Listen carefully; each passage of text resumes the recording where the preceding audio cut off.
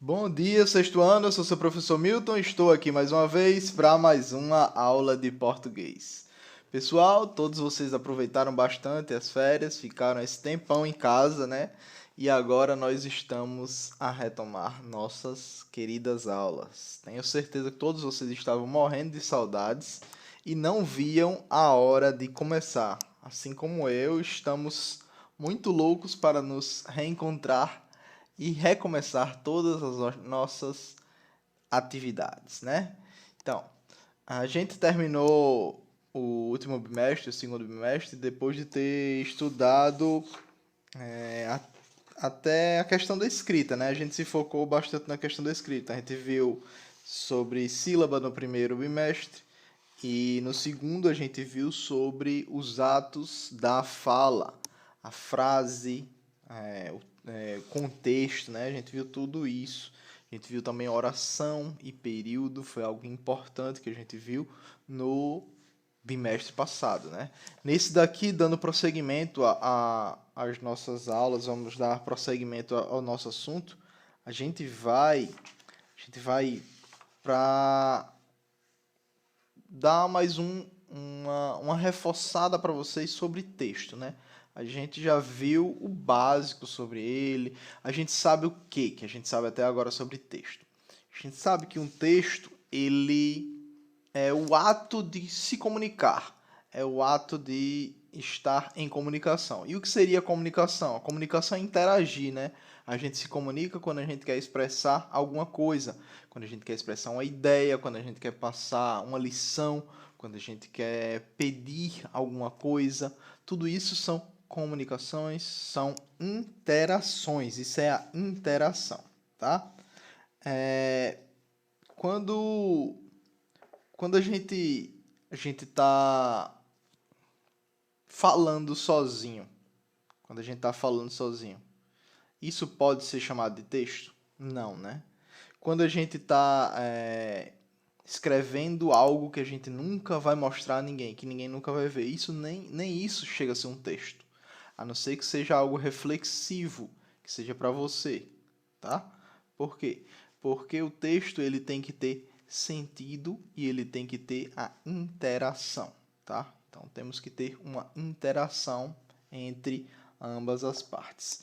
Abra um livro na página 63, abra um livro de vocês na página 63 e a gente vê ali, ó, no nosso livro, a definição que ele traz de texto aqui, ó. Texto, segundo o nosso livro, é uma atividade interacional comunicativa ligada a uma situação específica, ou seja, um contexto. Lembram de contexto que a gente estudou no bimestre passado, tá? Contexto.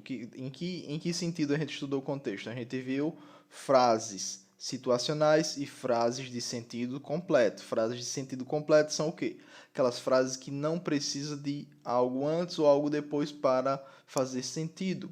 A frase situacional é aquela que só faz sentido diante de um certo contexto, tá? Se a gente está com o contexto certo, aquela frase vai fazer sentido. Então, para ser um texto, ele precisa de sentido, ele precisa ter um contexto, tá? Vamos ver essa tirinha aqui que a gente tem. Vamos ler ela. Leiam junto comigo aí, ó. Temos Chachado, né, esse personagem que a gente já conhece, e ele fala: "Legal, será que eu também posso participar das Olimpíadas dos Sacis?" E a gente vê ao lado dele o Saci e um monte de outros sacis realizando várias atividades esportivas, né? E Saci fala o quê? Fala com certeza Chachado. E aí na tirinha de baixo a gente vê que Saci vira pro João, né? E falou: "Ô João, ainda tem vaga aí no time do futebol paraolímpico?" E o que é que a gente pode ver nesse time de futebol paraolímpico? Os sacis desse time, todos têm perna, né? Podem ver aí, todos eles têm perna.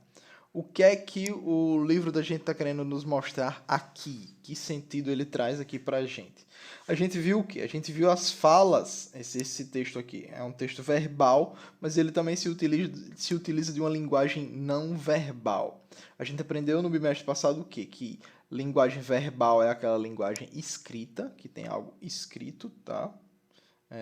escrito ou falado, e linguagem não verbal é aquela que não precisa estar escrito, não precisa ser falado, ou seja, uma imagem, uma foto, até um sinal de trânsito, ele não precisa falar. Ele está verde é siga, ele está vermelho é pare, ele está amarelo é atenção. Tudo isso são linguagens não verbais, tá?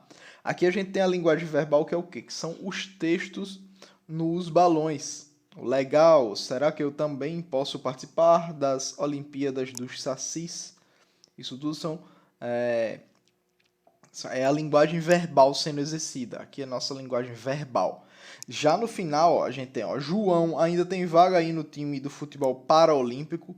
Se a gente só visse as falas, isso não faria sentido pra gente, tá? Só que a gente tá vendo uma imagem que o quê? Que todos os sacis têm duas pernas, assim como o João. O que dá para entender o quê? Dá para entender que nesse lugar aí onde tem as Olimpíadas dos Sacis, quem tem duas pernas vai para as Paralimpíadas. Quem tem duas pernas aí é alguém com uma restrição, né? Nesse caso, é diferente. É o contrário da nossa. Aqui seria o contrário da nossa realidade, né? Então, aí a gente viu o exemplo claro de uma linguagem não verbal. A gente só precisou olhar para o desenho e ver o que tem nele para poder entender o que ele está dizendo, tá? Aqui a gente viu a linguagem sendo exercida por balões, mas a gente também poderia ter visto ela em um texto corrido. Ela seria exercida de que forma? Seria exercida através de parágrafos e do diálogo, do discurso, tá? O discurso pode ser através disso, de um parágrafo, de um narrador narrando alguma coisa em um parágrafo, ou até um texto corrido, como pode ser um discurso de conversação, tá? Um personagem conversando com outro. Primeiramente, vamos ver aqui o que é parágrafo, né? Vamos ver a definição do livro aqui, ó. Parágrafo na página 64. Virei para a página 64. Parágrafo é um bloco de ideias estreitamente relacionadas. Os parágrafos são indicados com um recuo de imagem do seu primeiro enunciado, que se inicia com letra maiúscula. Ó, três coisinhas aqui. Três coisas definem um parágrafo. Na verdade, uma coisa define ele e as outras duas coisas, sempre que você tiver um parágrafo, você tem que colocar isso. As outras duas são regras, tá? O primeiro a gente tem a definição e depois a gente tem duas regrinhas que a gente sempre vai utilizar em um parágrafo, tá? Qual é a definição? O parágrafo é um bloco de ideias estreitamente relacionadas. Estreitamente é o quê? Estreito. Quando eu digo que é estreito, é junto, né? O espaço é curto. Ou seja, ideias que têm uma relação direta ao mesmo assunto. Está tratando do mesmo assunto. Tem uma estreita relação. Elas têm um relacionamento. Elas têm uma relação, tá? Todas as frases, todas as palavras daquele parágrafo vão ter essa relação.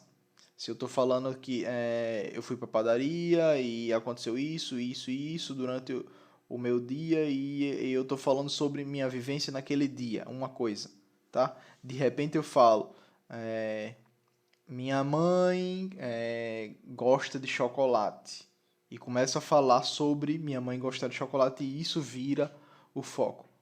O parágrafo, eu teria que pular um parágrafo, eu teria que começar um novo parágrafo, porque eu estaria tratando de um assunto que não tem relação com o anterior, ou não tem uma relação direta com o anterior, porque um parágrafo leva ao outro. Mas enquanto a gente está falando, a gente vai caminhando praticamente nas nossas ideias. A gente não fica com aquela palavra escrita dentro da nossa mente antes de mandar ela para fora. Aquela palavra, ela está internalizada na gente, no nosso vocabulário, mas a gente geralmente nem sabe o que é que vai falar antes de falar. Eu não sabia que eu ia falar isso antes de falar, a menos que eu tivesse decorado um texto, estivesse interpretando um personagem por algum motivo, que não é o caso, né? Então, parágrafo, a gente já viu o quê? Que é um bloco de ideias estreitamente relacionadas, tem relação, tem que ter sentido, tem que ter relação, tá? Do mesmo assunto. Quais são as regrinhas que a gente tem aqui? ele tem que ter um recuo, ou seja, ele não é colado com o começo do livro, com o começo do caderno, tá? Ele não é, a gente pode ver aqui um exemplo de parágrafo, a gente já vê aqui alguns parágrafos, e ele começa com letra maiúscula. Então, se eu pedir um texto para vocês, é 3 parágrafos esse texto, vocês já sabem que vocês vão ter que ter 3 relações, 3 ideias, tá? Às vezes, em um texto, em uma redação, por exemplo, a gente coloca 3 parágrafos, 3 ou 4 parágrafos, por quê? Por causa da relação de ideias. A primeiro parágrafo você introduz a ideia, o segundo e o terceiro, ou só o segundo, você desenvolve essa ideia e no quarto parágrafo você finaliza, faz a conclusão, tá? Então, além do parágrafo eu falei sobre o discurso, tá? Numa narrativa, né, na nossa narrativa, no nosso texto, o narrador ele utiliza de 2 recursos linguísticos para repassar o quê? A fala dos personagens, tá? A gente viu um parágrafo antes que pode ser falando sobre alguma coisa que não tenha nada a ver com até uma pessoa. Mas o discurso vai ter a intenção de comunicar algo. Vai ter isso, a intenção de comunicar algo para alguém. Tem o locutor e o interlocutor. Aqui a gente tem as maneiras que o narrador traz o discurso, tá? Quem é o narrador? O narrador é quem narra aquela história, pessoal, tá? Não é quem escreveu, aí é o autor. O narrador é um personagem do autor. Ele é como a gente lê, é como a gente vai ler aquela história, tá? A gente tem o discurso direto, que é o quê? É o narrador transcrevendo a fala do personagem diretamente, colocando ela do jeito que, como se fosse ele que estivesse falando, tá? Temos o exemplo aqui, ó. Depois da invasão da tribo vizinha, Itajibá e Potira se separaram, pois ele teve de ir para a guerra com os outros homens. Isso é o narrador. Ele está falando aqui, narrando o que aconteceu. Ainda não é o discurso. Agora temos o discurso. Ó. Não se preocupe, Potira, eu voltarei, disse ele à esposa. Que Tupã te proteja, ela falou enquanto o abraçava. Ó, tá vendo? O discurso indireto. Ele colocou aqui o travessão. Discurso indireto, direto, é indicado pelo travessão. A gente temos o travessão aqui. E o discurso indireto, pessoal. O discurso indireto, o narrador, ele se apropria, ele toma posse da fala do personagem. E ele reproduz ela de uma maneira indireta, tá? Nesse caso aqui, a gente não usa travessão. Vamos lá ver o exemplo, ó. Depois da invasão da tribo vizinha, isso aqui é repetindo aquela parte onde não era o diálogo, né? Depois da tribo vizinha, Itajibá e Potira se separaram, pois ele teve de ir para a guerra com os outros homens. Ele disse a Potira que não se preocupasse e ela pediu para Tupã protegê-lo. Então vemos que o sentido foi o mesmo, o sentido foi mantido, mas foi de maneira diferenciada, tá? Foi de maneira diferente. Pessoal, a aula de hoje vai ficando por aqui. Eu só peço para vocês que façam o exercício da página 65, 66, 65, 66 e 67. Façam o exercício da página 65 até a 67. Muito obrigado pela atenção de todos vocês, pessoal, e vamos voltando aí com todo o gás. Tchau!